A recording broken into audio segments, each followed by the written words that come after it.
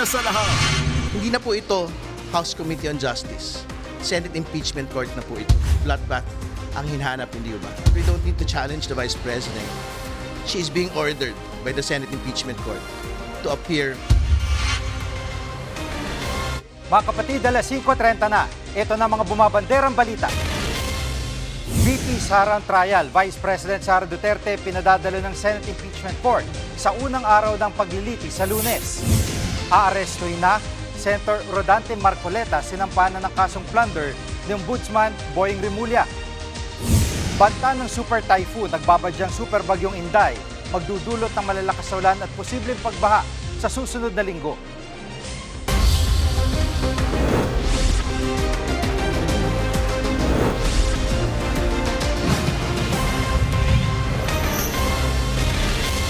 Kinasuhan na ng plunder ng Ombudsman si Senator Rodante Marcoleta. Kaugnay ito sa hindi niya dineklarang campaign donation noong 2025 midterm elections. Live mula sa Quezon City, nangunguna sa balita si News 5 Justice Correspondent Camille Samonte. Camille, bukod kay Marcoleta, may iba pa bang kinasuhan ng Ombudsman?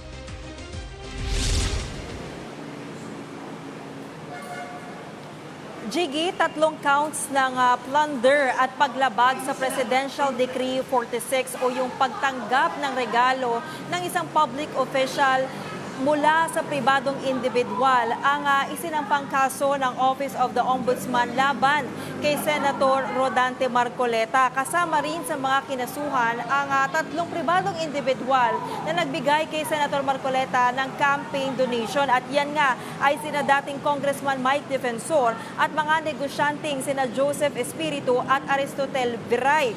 Batay sa donors tax returns, nasa 30 million pesos ang ibinigay ni Defensor kay Marcoleta. 26 million pesos naman ang galing kay Espiritu habang 20 million pesos mula kay Viray. Ang perang yan ay hindi idineklara ni Marcoleta sa kanyang Statement of Contribution and Expenditure o SOSE, maging sa kanyang Statement of Assets, Liability and Net Worth o SALN. Sa panig naman ng mga donor, naghain lamang sila ng kanilang tax returns halos 1 taon matapos maibigay ang donasyon kay Marcoleta. Ayon sa Ombudsman, nagsabwatan umano sina Marcoleta sa pagtatago ng tunay na intensyon ng 75 million pesos na donasyon. At sa ilalim nga ng anti-plunder law, makasuhan ang isang opisyal kung nakaipon o nakatanggap ng ill-gotten wealth na hindi bababa sa 50 million pesos. 75 at dito nga sa kaso ni Marcoleta ay 75 million pesos ang pinag-uusapan dito at lampas nga ito sa threshold ng plunder. Kongresista rin si Marcoleta ng Sagip Party List nang tanggapin niya ang naturang donasyon. Jiggy? At Camille, susunod na ba rito ang arrest warrant laban kay Senator Marcoleta? Jiggy, sa mga oras na ito ay wala pang inilalabas na warrant of arrest ang korte laban kay Marcoleta at kanyang mga kapwa-akusado. Pero nairaffle na nga itong mga kaso ni Marcoleta sa 3rd Division. Nasa 4th Division naman yung kay Defensor, 1st Division ang kay Viray at 6th Division kay Espiritu. Walang piyansa ang kasong plunder pero bailable naman itong kasong paglabag sa Presidential Decree 46. Jiggy. At ang sinasabi ni Senator Marcoleta ay siya yung nag-iimbestiga pero siya yung pinakulong o papakulong. May iba pa bang reaksyon yung kampo ni Senator Marcoleta? Jiggy, sa ngayon wala pang bagong reaksyon na inilalabas itong kampo ni Marcoleta pero yun na nga, nauna na nga niyang sinabi na hindi niya idineklara itong donasyon dahil gusto raw manatiling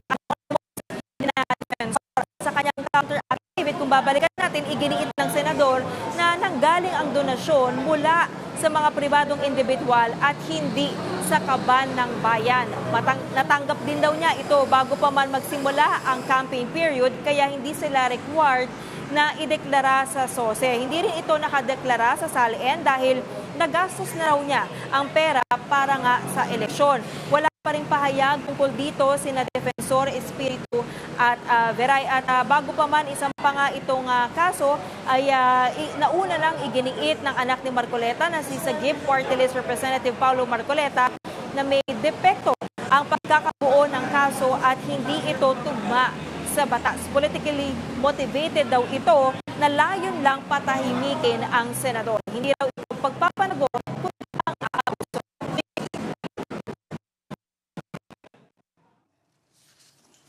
At Camille, pangunahing mensahe nung naganap na malawakang rally ng Iglesia ni Cristo ay yung sinasabi nilang selective justice. Ano naman ang masasabi ng ombudsman?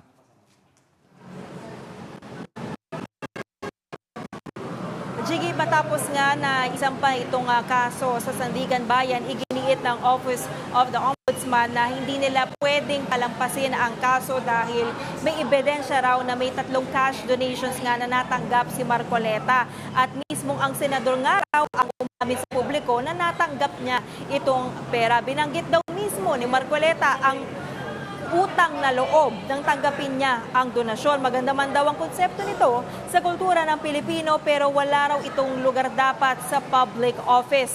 Giit ng ombudsman, hindi dapat magkaroon ng utang na loob ang isang public servant sa sino mang donor. Ang dapat daw manaig ay ang tungkulin nila sa taong bayan. Kapag ginamit daw ang utang na loob para depensahan ang donasyon ay magiging issue na raw ito ng korupsyon at conflict of interest. Ito raw ang gustong pigilan ng batas sa pandarambong at panunuhol. May karapatan naman daw si Marcoleta na depensahan ang sarili sa korte para patunayan kung siya nga ay inosente sa kaso. Yan muna ang latest. Balik sa iyo, Jiggy. Yan ang ulat ni Camille Samonte live mula sa Quezon City. Pinadadalo si Vice President Sara Duterte ng Senate Impeachment Court sa pagsisimula ng paglilitis sa Lunes, July 6. Live mula sa Senado, nangunguna sa balita si Mon Gualvez. Mon, anong utos ng Impeachment Court kay VP Sara? Jiggy, personal na pinadadalo si Vice President Sara Duterte sa pagbubukas ng kanyang impeachment trial sa Lunes, alas 2 ng hapon. Sa utos na inilabas ng Senate Impeachment Court, mismong si VP Sara o ang kanyang legal counsel ang pinaharap sa gagawing paglilitis. Inaasahan nilang tatalima raw dito si VP Sara sa direktiba ng Impeachment Court bagamat wala pang reaksyon ang kampo ng bise. Samantala, Jiggy, nagsagawa naman ng closed-door meeting o caucus ang ilang senador kaninang umaga na 2 araw na lamang bago ang mismong impeachment trial. O 3, tumagal ang pagpupulong ng halos 2 oras. 10 senador ang kabilang sa ginawang caucus, kabilang sina Senate President Win Gatchalian, Senate President Pro Tempore Tito Soto, maging ang iba pang miyembro ng mayorya na sina Senador Ping Lacson, Risa Ontiveros, Erwin Tulfo, JV Ejercito, Mig Zubiri at Cheese Escudero. Dumating din ang ilan sa minority senators, kabilang naman sina Senators Robin Padilla at Loren Legarda. Tumanggi nang magbigay ng pahayag ang mga senador kaugnay sa napag-usapan sa meeting. Nauna nang tiniyak ni Senate President Win Gatchalian na handa na itong Senado para sa gagawing paglilitis. Jiggy. At sino na ba ang presiding officer, Mon? Si Escudero ba o si Gatchalian? Alam mo, Jiggy, yan yung hindi pa rin talaga na-finalize hanggang sa ngayon. No? Hindi pa rin kinumpirma ng mga senador kung sino nga ba ang magiging presiding officer para sa mangyayaring impeachment trial. Kung babalikan kasi natin, Jiggy, tama ka na nabanggit, no? Umugong ang pangalan ni Senator Cheese Escudero na posibleng mamuno raw sa gagawin ngang paglilitis. Pero ayon din naman kay Senate President Win Gatchalian, handa raw siyang maging presiding officer dahil sa ilalim naman ng rules, lumalabas na ang Senate President ang siyang umuupo bilang presiding officer. Jiggy. At Mon, paano ang latag ng seguridad sa impeachment trial? Well, few days from now talagang doble o triple na ang ginagawang paghihigpit ngayon. No? Ayon sa Philippine National Police, 6,000 pulis ang nakatakdang i-deploy naman sa labas lamang ng Senado para magbantay. Inaasahan kasi na daragsa ang mga grupong sumusuporta at yung mga tumutuligsa rin para nga sa vice-presidente. Narito ang pahayag ng tagapagsalita ng PNP. A comprehensive security plan is already in place. Intelligence monitoring are ongoing to monitor any threats that there might be.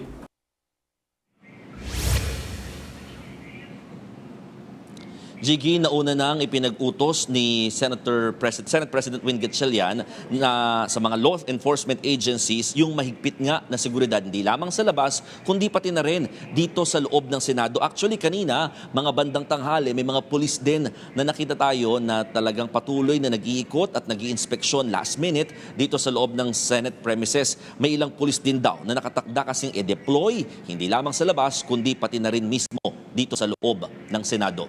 Gigi. Mon, nagkaroon ka ba ng pagkakataon na makausap si Senator Marcoleta kaugnay nung kasong plunder laban sa kanya? Sayang, Gigi, hindi siya kasama at hindi siya dumalo sa ginawang caucus o closed-door meeting ng mga senador. Pero nagtanong tayo sa ilang mga senador na napagbigyan ang media para magbigay ng kanilang pahayag, specifically si Senator Erwin Tulfo. Natanong natin kung ano ang reaksyon niya tungkol nga dito sa pagkasampa ng kaso kay Senator Rodante Marcoleta sa Sandigan Bayan. Pero ayon sa kanya, puro impeachment trial matters lamang daw ang napag-usapan sa ginawa nilang pagpupulong. Pakinggan natin ang maikling pahayag ni Senator Erwin Tulfo. Pag-usapan po ba si Senator Marcoleta po? May filing about other senators, just impeachment. Ang pinag-usapan lang namin is all about impeachment. Binigyan kami ng mga documents para to follow yung sequencing. That's it. Sa ngayon, Gigi, wala pa tayong kumpirmasyon at impormasyon, no, specifically, kung bibigyan din ba ng protective custody ng Senado si Marcoleta oras na maglabas na ng arrest warrant laban sa kanya. Pero kung babalikan natin, Gigi, mismong si Marcoleta na ang nagsabi nang magsalita siya sa rally ng Iglesia ni Cristo na handa raw siyang magpakukulong kung kinakailangan. Gigi. At kung sakali pa aresto si Senator Marcoleta, anong implikasyon nito sa botohan sa impeachment? Mon. Nako, Gigi, yan ang maganda pag-usapan din talaga sa ngayon dahil base sa saligang batas, 2/3 ng lahat ng senador ang kinakailangan para ma-convict si VP Sara. Ibig sabihin, mula sa 24 na bilang ng mga senador, 16 ang kailangan na boto. Pero ngayong nakakulong si Senator Jinggoy Estrada at nagtatago naman si Senator Bato de la Rosa dahil sa arrest warrant ng Interior National Criminal Court, may mga nagsasabing hindi na magiging 24 ang bilang ng mga senator judges. Idagdag pa dyan, sakaling ang arestuhin na rin si Senator Marcoleta. Kung bibilangin natin, Gigi, 24 minus 3 magiging 21 na lamang at ang 2/3 niyan lumalabas na 14 senators. Pero Gigi, ayon mismo sa yung defense panel ni former Chief Justice Renato Corona, pwedeng ang mga senator judges na raw ang magkasundo kung babaguhin yung tinatawag nga na threshold o naturang bilang. Kung may magko-question naman daw sa desisyon ng Senate Impeachment Court, doon na pwedeng iakyat sa Supreme Court ang usapin. Narito ang kanyang pahayag. So, let's say, nagbotohan sila. Ngayon, pwede mo ba iakyat sa Supreme Court yon? Under Article 8, Section 1, ano yun? If there was grave abuse of discretion amounting to lack or excessive jurisdiction. Kaya lang, doon sa pangalawang senaryo, pag tinuluyan yun ng Senado na, sige, ganito na lang ang botohan dito, tapos na, may outcome na. Ang mangyayari dyan, whatever the outcome is, yung hindi nanalo, yung talo, siya ngayon maghahabol sa court. Gigi, bubuksan din daw sa publiko itong mismong impeachment trial ni VP Sara. Nasa 61 upuan ang nakalaan para sa public na kailangan nilang mag-apply through the Visitor Management System o VMS. Online ito sa Senate website or Facebook page. No? Doon makikita para makapanood ang nais maka-witness nitong magiging paglilitis ng impeachment trial para kay VP Sara. Yan muna ang latest. Balik sa iyo, Gigi. Yan ang ulat ni Mon Gualvez live mula sa Senado. Susunod, ang prosekusyon ginit na dapat dumalo si VP Sara sa impeachment trial sa Lunes. At ugnayan ng Pilipinas at Canada pinagtibay ni na Pangulong Marcos at Canadian Prime Minister Carney. Diyan lang kayo mga kapatid, dapat una sa lahat.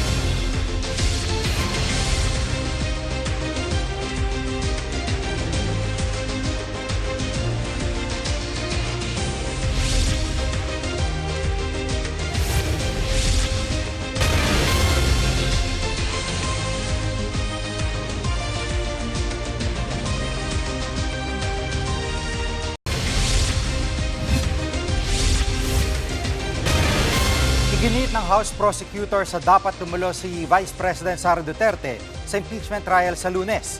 Live mula sa Batasang Pambansa, nangunguna sa balita si News 5 House Correspondent Marian Enriquez. Marian, bakit kailangang dumalo o marap si VP Sara sa darating na Lunes?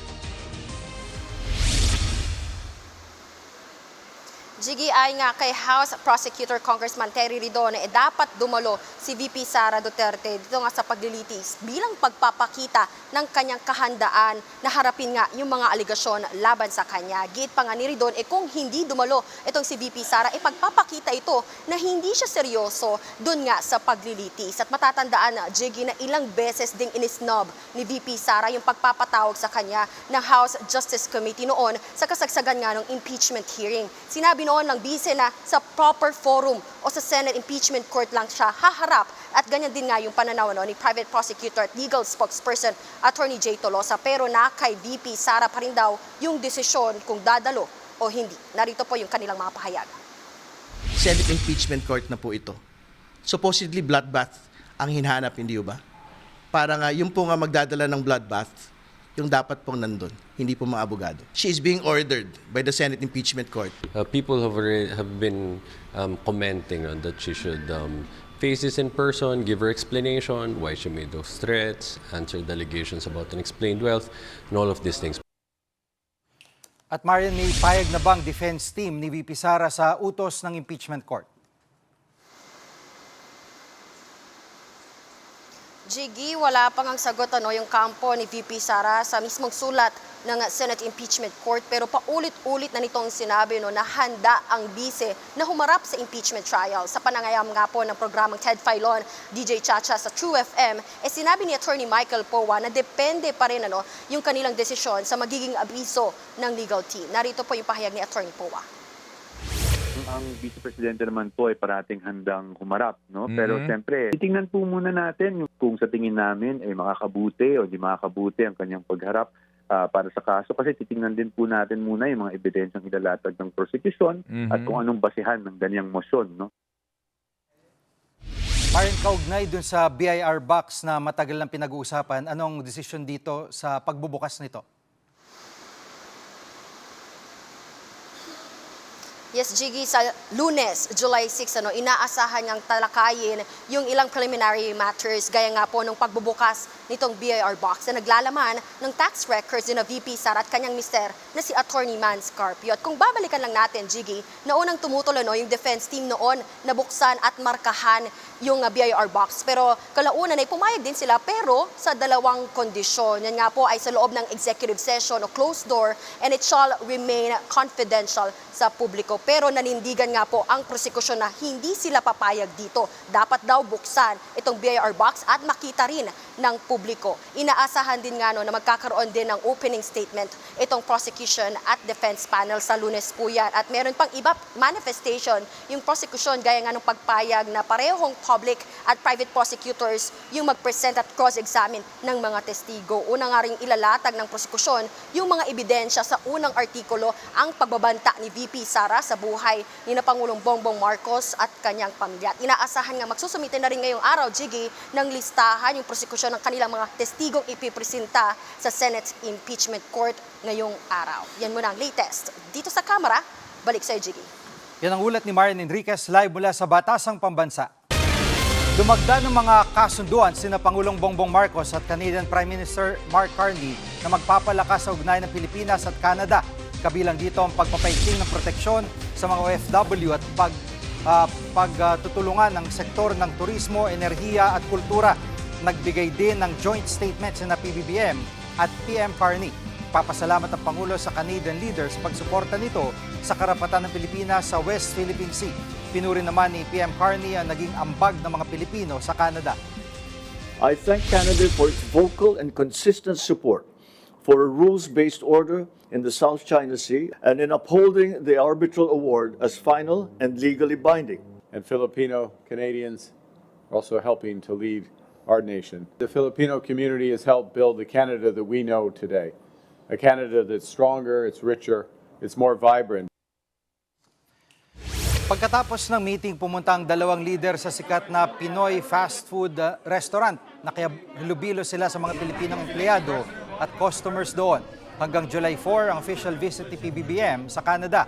Bago umuwi sa bansa, bibisitahin ng Pangulo ang mga Pilipino roon.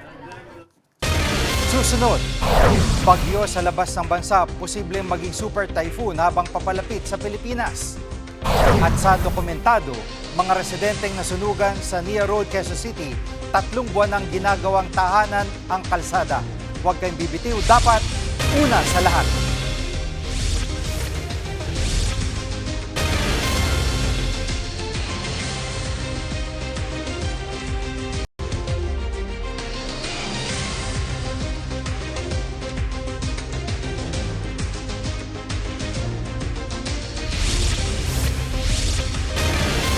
Tatlong buwan nang nakalipas mula nang matupok ang tirahan ng mga residente sa kahabaan ng Nia Road sa Quezon City. Wala silang malipatan kaya ang kalsada ang nagsisilbi nilang tahanan. Ang kwento dokumentado ni Cheryl Cosing.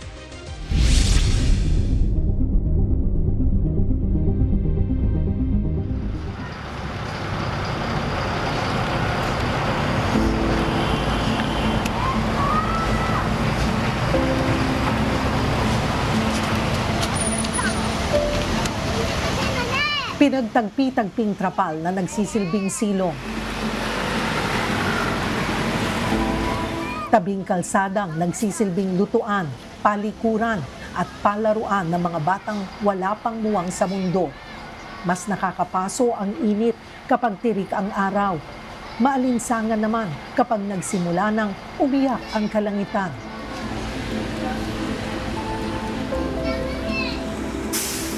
Umaalingasaw na amoy ng karamutan ng pagkakataon. Yan ang estado ngayon ng mga bakwit dito sa Nia Road, Quezon City. Nandito tayo ngayon sa kahabaan ng Nia Road. Karamihan sa mga nasunugan nananatili pa rin sa mga evacuation center. Pero may mga pamilya rin na dito na sa tabing kalsada nananatili. Kanya-kanya na silang diskarte. Makikita natin yung mga trapal na ginawa na nilang bubungan. May mga solar sila para siguro mapagkunan nila ng source of electricity nila lalo na paggabi or pag-charge sa kanilang mga cellphone. Ang malaki lang na challenge siguro para sa kanila ay sa aking pag-iikot, sa aking paglalakad, walang mga portable toilets na makikita ka. So doon sa ilang mga nakausap natin, ang sabi ay nakikibanyo na lamang sila doon sa may mga banyo. Minsan, dito sa kalsadang ito, makikita mo yung ilang mga dumi at yung mga bata daw ay along the road na lamang umiihi or dumudumi dahil nga wala silang maayos na palikuran. Kagaya na magnanakaw ang sunog, sa isang iglap, maaaring mawala ang lahat. Buhay, bahay, ari-arian, pati kabuhayan. Ganito ang sinapit ng mga taga-barangay Pinyahan sa Nia Road. Na kung dati may sariling espasyo kung saan sila komportableng nakakapagpahinga, ngayon sa tent na lang naghahanap ng kanlungan mula sa malupit nilang sinapit. Dito po sa inistihan po namin nasa 3 months simula March 7. Kami po nandito dahil giniba yung aming bahay na nasunog noong March 7. Wala kaming temporaring paglilipatan so napilitan kaming dito muna manatili sa kalsada po. Ang mga pamilyang nandito sa kahabaan ng Nia Road, kanya-kanya ng diskarte sa kung paano patatahimikin ang nagwawala nilang mga tiyan. Dito, mayroon ng palengke. Mayroon ding nangangalakal para lang malamnan ang sikmura ng mga paslit na nakaasa pa sa kanila. Ate, saan kayo nagbabanyo? Nagbabayad, nakiki-CR. Saan? Magkano? Anong klaseng paggamit ng banyo yon? Maliligo, 10 piso.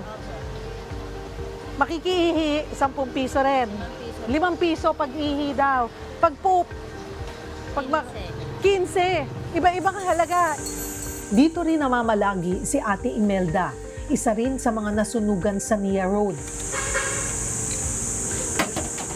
halos 40 taon niyang santuaryo ang dating bahay. Pero sa isang kisap mata, ang napundar na tahanan at negosyo inabo ng 2 magkasunod na sunog nitong Marso at Abril. Yung pong lahat ng naipasok namin gamit ng unang sunog, naubos po lahat. Wala kaming nailigtas, kundi katawan lang namin. Oh. May ikantin din po kami dyan sa loob. Nadali. Wala na, Ubus sunog po na lahat, sunog. pati po paninda namin ubus lahat. Wala pong natira. Gamit po namin lahat, wala po. Bali, ang napakinabangan lang po namin yung mga bariya. May rental subsidy daw na bigay ang gobyerno para makapagsimula ang mga biktima ng sunog. Pero imbes na ipangrenta, pinampuhunan ito ni Ate Imelda. Katwiran niya, may bubong ka nga, pero kumakalam naman ang sikmura mo. Eh, hindi ba bawal yun? Eh, subsidy yun dapat sa rental nyo, Opo. pero ginamit nyo sa Opo, pagnegosyo. Opo, kasi kumbaga sa ano po, nung una naman po, may binigay po talagang financial, 10,000. Di kumbaga sa ano po, yung binigay po sa aming unang financial, yung po muna yung pinang down payment deposit po namin sa bahay. Tapos ito pong ano, siyempre kailangan po babudgetin yun na para sa mga susunod na pangupa kasi 18 months po kami bago bumalik po kami dyan.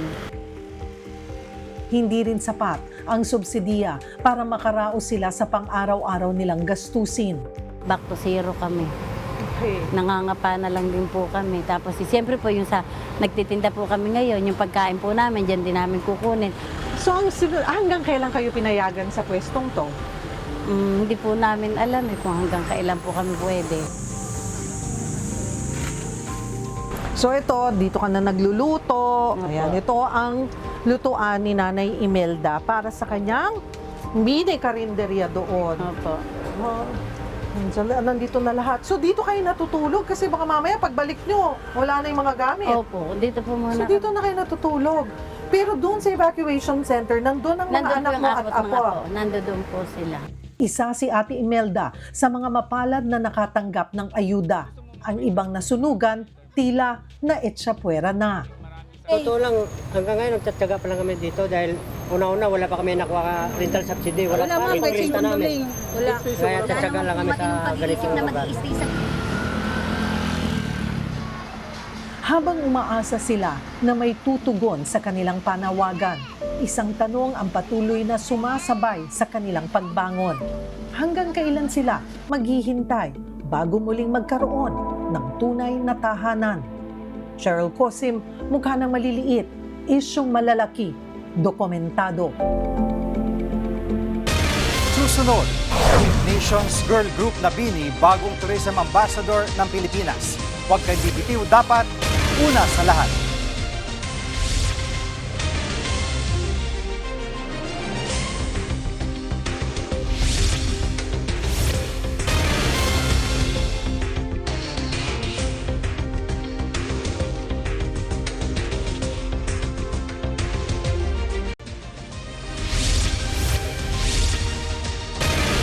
Posibleng pumasok sa PAR ang isang super typhoon sa susunod na linggo.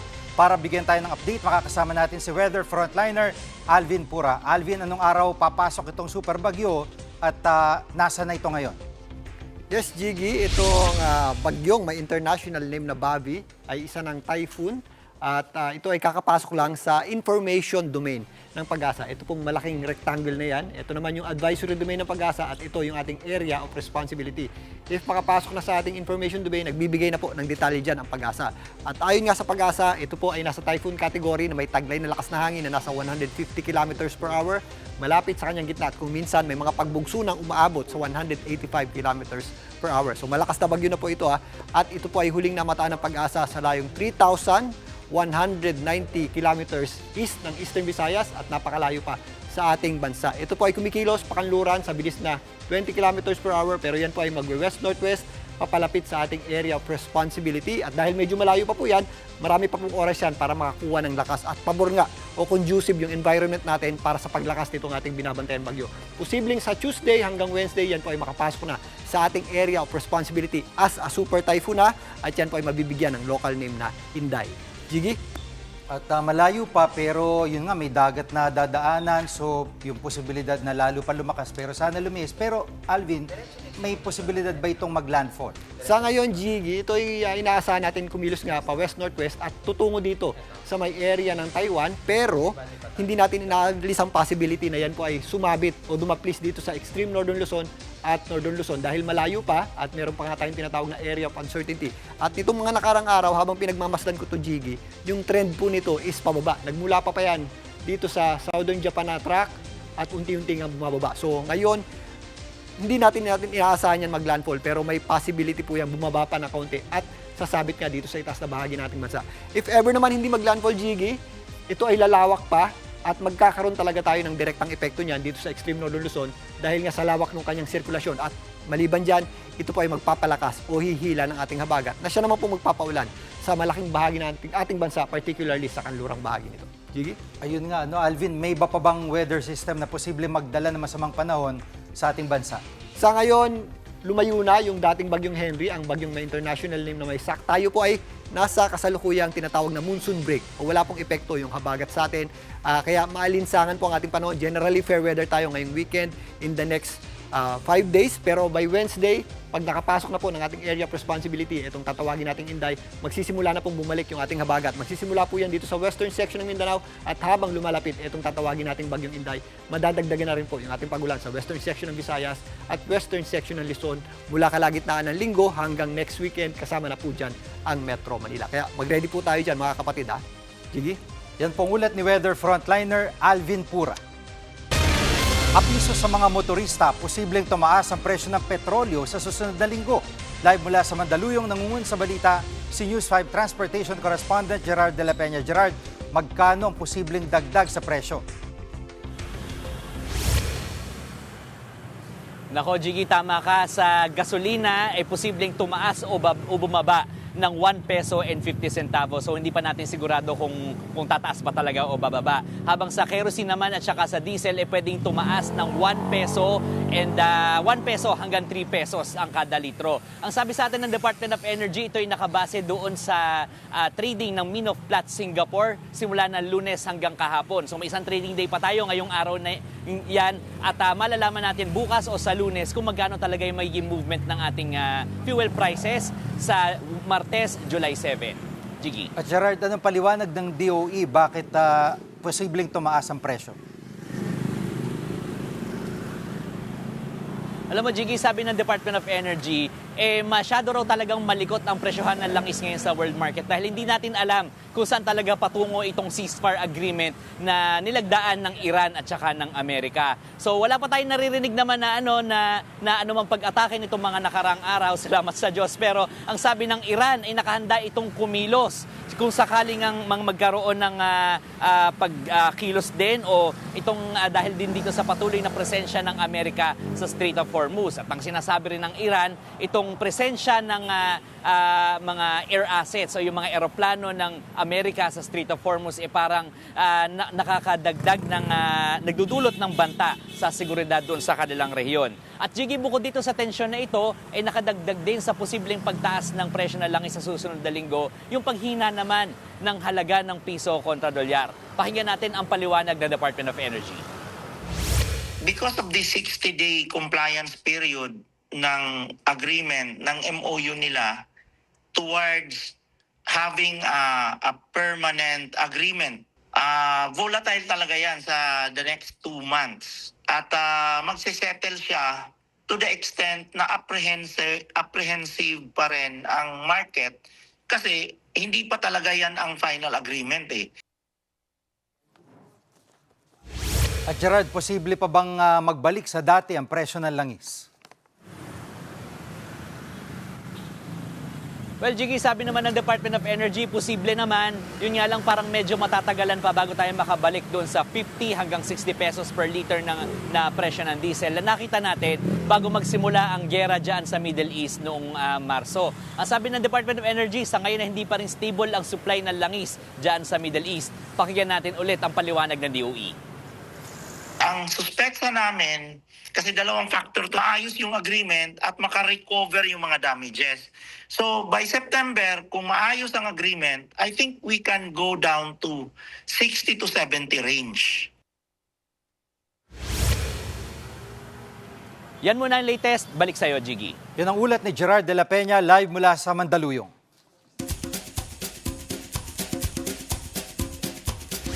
Pahabol mga kapatid, pinakilala na ang bagong tourism ambassador ng Pilipinas.